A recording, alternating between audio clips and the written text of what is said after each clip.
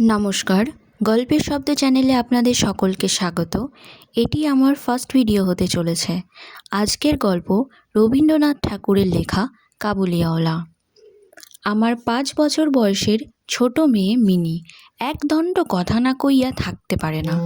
পৃথিবীতে জন্মগ্রহণ করিয়া ভাষা শিক্ষা করিতে সে কেবল ১টি বৎসরকাল ব্যয় করিয়াছিল। তাহার পর হইতে যতক্ষণ সে জাগিয়া থাকে এক মুহূর্ত মৌনভাবে নষ্ট করে না। তাহার মা অনেক সময় ধমক দিয়া তাহার মুখ বন্ধ করিয়া দেয়, কিন্তু আমি তাহা পারি না। মিনি চুপ করিয়া থাকিলে এমনই অস্বাভাবিক দেখতে হয় যে সে আমার বেশিক্ষণ সহ্য হয় না। এই জন্য আমার সঙ্গে তাহার কথোপকথনটা কিছু উৎসাহের সহিতই চলে। সকালবেলায় আমার নোভেলের সপ্তদশ পরিচ্ছেদে হাত দিয়েছি, এমন সময় মিনি আসিয়াই আরম্ভ করিয়া দিল, বাবা, রামদয়াল দারোয়ান কাককে কৌয়া বলছিল, সে কিচ্ছু জানে না। না, আমি পৃথিবীতে ভাষার বিভিন্নতা সম্বন্ধে তাহাকে জ্ঞানদান করিতে প্রবৃত্তি হইবার পূর্বেই সে দ্বিতীয় প্রসঙ্গে উপনীত হইল। দেখো বাবা, ভোলা বলছিল আকাশে হাতি সুর দিয়ে জল ফেলায়, তাই বৃষ্টি হয়। মাগো, ভোলা এত মিছিমিছি বকতে পারে? কেবলই বকে, দিনরাতি বকে। এ সম্বন্ধে আমার মতামতের জন্য কিছুমাত্র অপেক্ষা না করিয়া হঠাৎ জিজ্ঞাসা করিয়া বসিল, বাবা, মা তোমার কে হয়? মনে মনে কহিলাম শ্যালিকা, মুখে কহিলাম, মিনি, তুই ভোলার সঙ্গে খেলা করগে যা, আমার এখন অনেক কাজ। সে তখন আমার লেখিবার টেবিলের পাশে আমার পায়ের কাছে বসিয়া নিজের ২ হাঁটু এবং হাত লইয়া অতি দ্রুত উচ্চারণে আগডুম বাগডুম খেলিতে আরম্ভ করিয়া দিল। আমার সপ্তদশ পরিচ্ছেদে প্রতাপসিংহ তখন কাঞ্চনমালাকে লইয়া অন্ধকার রাত্রে কারাগারের উচ্চ বাতায়ন হইতে নিম্নবর্তী নদীর জলে ঝাঁপ দিয়া পড়িতেছেন। আমার ঘর পথের ধারে। হঠাৎ মিনি আগডুম বাগডুম খেলা রাখিয়া জানালার ধারে ছুটিয়া গেল এবং চিৎকার করিয়া ডাকিতে লাগল, কাবুলিওয়ালা, ও কাবুলিওয়ালা। ময়লা টিলা কাপড় পরা, পাগড়ি মাথায়, ঝুলি ঘাড়ে, হাতে গোটা ২-৪ আঙুলের বাক্স, এক লম্বা কাবুলিওয়ালা মৃদুমন্দ গমনে পথ দিয়া যাইতেছিল। তাহাকে দেখিয়া আমার কন্যারত্নের কিরূপ ভাবোদয় হইল বলা শক্ত। তাহাকে ঊর্ধ্বশ্বাসে ডাকাডাকি আরম্ভ করিয়া দিল। আমি ভাবিলাম এখনই ঝুলি ঘাড়ে একটা আপদ আসিয়া উপস্থিত হইবে, আমার সপ্তদশ পরিচ্ছেদ আর শেষ হইবে না। কিন্তু মিনির চিৎকারে যেমনি কাবুলিওয়ালা হাসি মুখ ফিরাইল এবং আমাদের বাড়ির দিকে আসিতে লাগিল, অমনি সে ঊর্ধ্বশ্বাসে অন্তঃপুরে দৌড় দিল।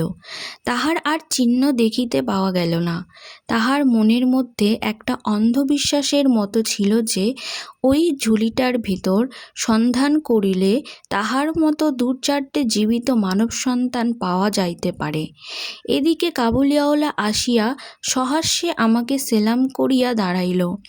আমি ভাবিলাম, যদিচ প্রতাপসিংহ এবং কাঞ্চনমালার অবস্থা অত্যন্ত সংকটাপন্ন, তথাপি লোকটাকে ঘরে ডাকিয়া আনিয়া তাহার কাছ হইতে কিছু একটা কেনাটা ভালো হয় না।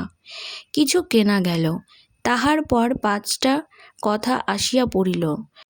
আব্দুর রহমান, রুশ, ইংরেজ প্রভৃতিকে লইয়া সীমান্ত রক্ষানীতি সম্বন্ধে গল্প চলিতে লাগিল। অবশেষে উঠিয়া যাইবার সময় সে জিজ্ঞাসা করিল, বাবু, তোমার লড়কি কোথায় গেল? আমি মিনির অমূলক ভয় ভাঙাইয়া দিবার অভিপ্রায়ে তাহাকে অন্তঃপুর হইতে ডাকাইয়া আনিলাম। সে আমার গা ঘেঁষিয়া কাবুলির মুখ এবং ঝুলির দিকে সন্নিগ্ধ নেত্রক্ষেপ করিয়া দাঁড়াইয়া রহিল। কাবুলি ঝুলির মধ্য হইতে কিশমিশ খোবানি বাহির করিয়া তাহাকে দিতে গেল। সে কিছুতেই লইল না। দ্বিগুণ সন্দেহের সহিত আমার হাঁটুর কাছে সংলগ্ন হইয়া রহিল। প্রথম পরিচয়টা এমনিভাবেই গেল। কিছুদিন পরে একদিন সকালবেলায় অনাবশ্যকবশত বাড়ি হইতে বাহির হইবার সময় দেখি আমার দুহিটাতি দ্বারের সমীপস্থ বেঞ্চির ওপর বসিয়া অনর্গল কথা কইয়া যাইতেছে এবং কাবুলিওয়ালা তাহার পদতলে বসিয়া সহাস্য মুখে শুনিতেছে এবং মাঝে মাঝে প্রসঙ্গক্রমে নিজের মতামতও দোআঁশলা বাংলায় ব্যক্ত করিতেছে। মিনির পঞ্চবর্ষীয় জীবনের অভিজ্ঞতায় বাবা ছাড়া এমন ধৈর্যবান শ্রোতা সে কখনোই পায় নাই। আবার দেখি তাহার ক্ষুদ্র আঁচল বাদাম কিশমিশে পরিপূর্ণ। আমি কবিলওয়ালাকে কহিলাম, উহাকে এসব কেন দিয়াছ? অমন আর দিও না বলিয়া পকেট হইতে একটা আধুলি লইয়া তাহাকে দিলাম। সে অসংকোচে আধুলি গ্রহণ করিয়া ঝুলিতে পুরিল। বাড়িতে ফিরিয়া আসিয়া দেখি সেই আধুলিটি লইয়া 16 আনা গোলযোগ বাঁধিয়া গেছে। মিনির মা একটা শ্বেত চকচকে গোলাকার পদার্থ লইয়া ভৎসনার স্বরে মিনিকে জিজ্ঞাসা করিতেছেন, তুই এ আধুলি কোথায় পেলি? মিনি বলিতেছে, কাবুলিওয়ালা দিয়েছে। তাহার মা বলিতেছেন, কাবুলিওয়ালার কাছ হইতে আধুলি তুই কেন নিতে গেলি? মিনি কন্দ্রনের উপক্রম করিয়া কহিল, আমি চাইনি, সে আপনি দিলে। আমি আসিয়া মিনিকে তাহার আসন্ন বিপদ হইতে উদ্ধার করিয়া বাহিরে লইয়া গেলাম।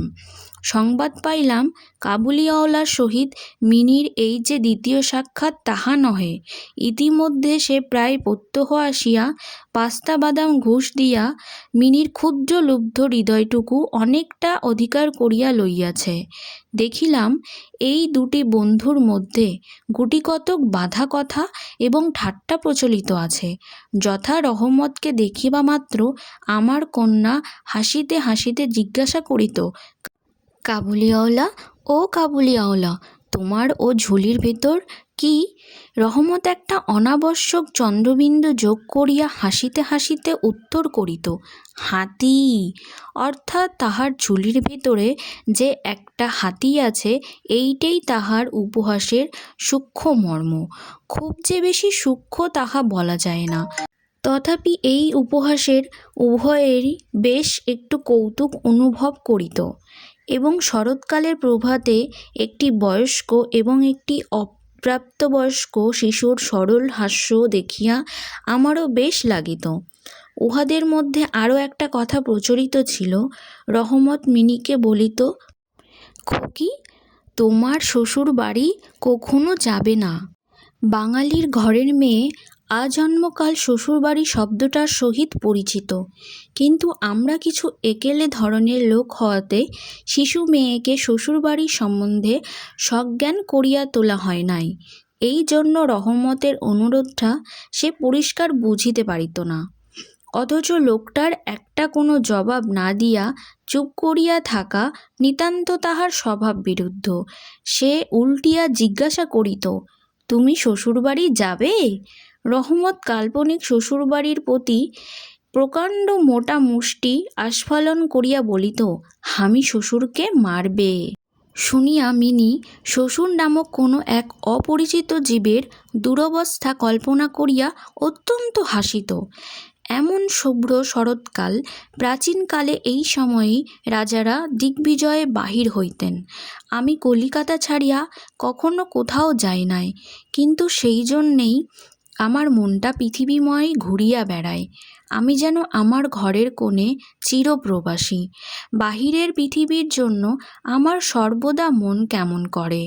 একটা বিদেশের নাম শুনলেই অমনি আমার চিত্ত ছুটিয়া যায়, তেমনি বিদেশের লোক দেখিলেই অমনি নদী পর্বত অরণ্যের মধ্যে একটা কুটিরের দৃশ্য মনে উদয় হয় এবং একটা উল্লাসপূর্ণ স্বাধীন জীবনযাত্রার কথা কল্পনায় জাগিয়া ওঠে। এদিকে আবার আমি এমনই উজ্জীবিত প্রকৃতি যে আমার কোণটুকু ছাড়িয়া একবার বাহির হইতে গেলে মাথায় বজ্রপাত হয়। এই জন্য সকালবেলায় আমার ছোট ঘরে টেবিলের সামনে বসিয়া এই কাবুলির সঙ্গে গল্প করিয়া আমার অনেকটা ভ্রমণের কাজ হইত। দুই ধারে বন্ধুর দুর্গম দগ্ধ রক্তবর্ণ উচ্চ গিরিশ্রেণী, মধ্যে সংকীর্ণ মরুপথ, বোঝাই করা উচ্ছিষ্টের শ্রেণী চলিয়াছে। পাগড়ি পরা বণিক ও পথিকেরা কেহ বা উটের পরে, কেহ বা পদবজ্রে, কাহারও হাতে বর্ষা, কাহারও হাতে সেকেলের চকমকে ঠোকা বন্দুক, কাবুলি মেঘমন্দ্র স্বরে ভাঙা বাংলায় স্বদেশের গল্প করিত, আর এই ছবি আমার চোখের সম্মুখ দিয়া চলিয়া যাইত। মিনির মা অত্যন্ত শঙ্কিত স্বভাবের লোক। রাস্তায় একটা শব্দ শুনিলে তাহার মনে হয় পৃথিবীর সমস্ত মাতাল আমাদের বাড়িতেই বিশেষ লক্ষ্য করিয়া ছুটিয়া আসিতেছে। এই পৃথিবীটা যে সর্বত্রই চোর ডাকাত, মাতাল, সাপ, বাঘ, ম্যালেরিয়া, শুঁয়োপোকা, আরশোলা এবং গোড়ার দ্বারা পরিপূর্ণ, এতদিন পৃথিবীতে বাস করিয়াও সে বিভীষিকা তাহার মন হইতে দূর হইয়া যায় নাই। রহমত কাবুলিওয়ালা সম্বন্ধে তিনি সম্পূর্ণ নিঃসংশয় ছিলেন না। তাহার প্রতি বিশেষ দৃষ্টি রাখিবার জন্য তিনি আমাকে বারবার অনুরোধ করিয়াছিলেন। আমি তাহার সন্দেহ হাসিয়া উড়াইয়া দেবার চেষ্টা করিলে তিনি পর্যায়ক্রমে আমাকে গুটি কতক প্রশ্ন করলেন। কখনো কি কাহারও ছেলে চুরি যায় না? কাবুল দেশে কি দাস ব্যবসা প্রচলিত নাই? একজন প্রকাণ্ড কাবুলির পক্ষে একটি ছোট ছেলে চুরি করিয়া লইয়া যাওয়া একেবারেই কি অসম্ভব? আমাকে মানিতে হইল, ব্যাপারটা যে অসম্ভব তাহা নহে, কিন্তু অবিশ্বাস্য। বিশ্বাস করিবার শক্তি সকলের সমান নহে, এই জন্য আমার স্ত্রীর মনে ভয় রহিয়া গেল। কিন্তু তাই বলিয়া বিনা দোষে রহমতকে আমাদের বাড়িতে আসিতে নিষেধ করিতে পারিলাম না। প্রতি বৎসর মাঘ মাসের মাঝামাঝি রহমত দেশে চলিয়া যায়। এই সময়টা সমস্ত পাওনার টাকা আদায় করিবার জন্য সে বড় ব্যস্ত থাকে। বাড়ি বাড়ি ফিরিতে হয়, কিন্তু তবু একবার মিনিকে দর্শন দিয়া যায়। দেখিলে বাস্তবিক মনে হয় উভয়ের মধ্যে যেন একটা ষড়যন্ত্র চলিতেছে। সকালে যেদিন আসিতে পারে না, সেদিন দেখি সন্ধ্যার সময় আসিয়াছে। অন্ধকারে ঘরের কোণে সেই ঢিলে ঢালা জামা পায়জামা পরা, সেই ঝোলাঝুলি অওলা লম্বা লোকটাকে দেখিলে বাস্তবিক হঠাৎ মনের ভেতরে একটা আশঙ্কা উপস্থিত হয়। কিন্তু যখন দেখি মিনি কাবুলিওয়ালা করিয়া হাসিতে হাসিতে ছুটিয়া আসে এবং দুই অসমবয়সী বন্ধুর মধ্যে পুরাতন সরল উপহাস চলিতে থাকে, তখন সমস্ত হৃদয় প্রসন্ন হইয়া ওঠে। একদিন সকালে আমার ছোট ঘরে বসিয়া প্রুফশিট সংশোধন করিতেছি। বিদায় লইবার পূর্বে আজ 2-3 দিন হইতে শীতটা খুব কনকনে হইয়া উঠিয়াছে। চারিদিকে একেবারে হিহিকার পড়িয়া গেছে। জানালা ভেদ করিয়া সকালে রৌদ্রটি টেবিলের নিচে আমার পায়ের উপর আসিয়া পড়িয়াছে। সেই উত্তাপটুকু বেশ মধুর বোধ হইতেছে। বেলা বোধ করি 8টা হইবে। মাথায় গলাবন্ধ জড়ানো উষাচরগণ প্রাতঃভ্রমণ সমাধা করিয়া প্রায় সকলে ঘরে ফিরিয়া আসিয়াছে। এমন সময় রাস্তায় ভারী একটা গণ্ডগোল শোনা গেল। তো আজকের জন্য এতটুকুই। দেখা হচ্ছে পরবর্তী ভিডিওতে। ভিডিওটি যদি আপনাদের ভালো লাগে তাহলে চ্যানেলটিকে সাবস্ক্রাইব করে পাশে থাকবেন। আর যদি কোনো ভুল হয় সেটা মানিয়ে নেবেন, আমি সেটা শোধরানোর চেষ্টা করব।